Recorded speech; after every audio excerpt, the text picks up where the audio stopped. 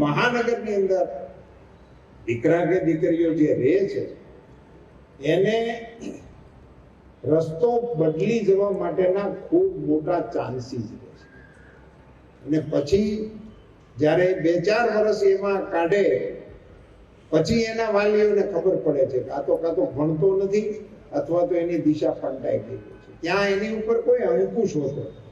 સાંસદ પરસોત્તમ રૂપાલા છેલ્લા કેટલાય સમયથી સમાજને અલગ અલગ વિષય પર ટકોર કરતા દેખાય છે। સમાજના કાર્યક્રમ હોય એટલે યુવાનો પર શું ધ્યાન આપવાનું છે બધી જ વાત કરી રહ્યા છે। ફરી એકવાર એક કાર્યક્રમ હતો અને લેવા પાટીદાર સમાજના કાર્યક્રમ દરમિયાન પરસોત્તમ રૂપાલાએ એવું કહ્યું કે આપણા સમાજના સંકુલ હોવા જોઈએ, બાળકોને રહેવા માટેની શહેરમાં વ્યવસ્થા હોવી જોઈએ। એની પાછળ એમને જે કારણ આપ્યું એમને એવું કહેવું છે કે પીજીમાં જ્યારે છોકરાઓ રહે છે આપણા, તો એ છોકરા હોય કે છોકરી હોય એ ઊંધી દિશા તરફ જાય, ભણવામાં ધ્યાન ન આપે, આ બધી સમસ્યાઓ થઈ રહી છે।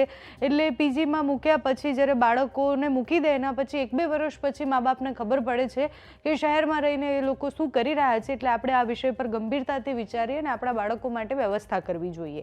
થોડા સમય પહેલા સુરતમાં જ્યારે કાર્યક્રમ હતો ત્યારે પરસોત્તમ રૂપાલાએ સમાજની બદીઓ ગણાવી હતી કે લગ્નમાં જે છોકરીઓ નથી મળતી એ સ્થિતિ, છૂટાછેડા થાય છે ત્યારે બાપ પૈસા ગણવા માટે બેસી જાય છે, એ પણ ખૂબ ખોટી સ્થિતિ છે। એટલે આપણે અલગ બંધારણ આપણા સમાજનું બનાવવું જોઈએ અને નવા બંધારણ પ્રમાણે આખો સમાજ ચાલે તો એ ખૂબ આગળ જઈ શકે છે।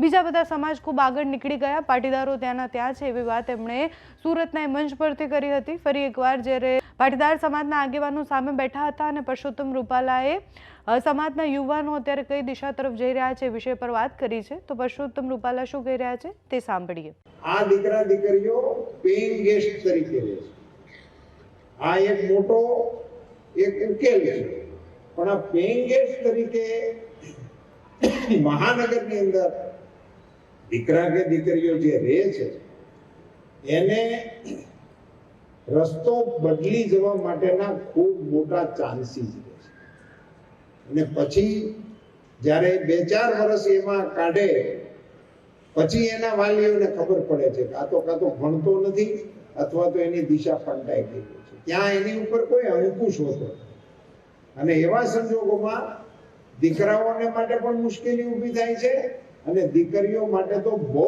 મોટી સમસ્યાઓનું સર્જન થાય છે, જેના વાલીઓ ભોગ બને છે એની આની ખબર પડે છે।